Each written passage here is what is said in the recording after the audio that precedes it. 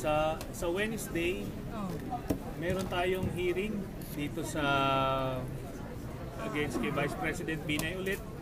Ang ang ilalabas natin ay yung mga janitorial services, security services, and IT services sa Makati ay lahat kinorner ng mga kumpanya ni Vice President Binay.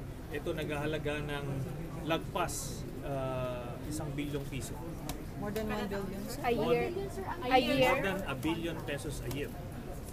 Nung panahon, Time, sinong mayor, sir? Ilalabas natin yan kung ilan doon ang kinikita nila sa Wednesday. Pero sa ngayon, yun ang mga kinorder nila. Mayor Junjun Binay, sir?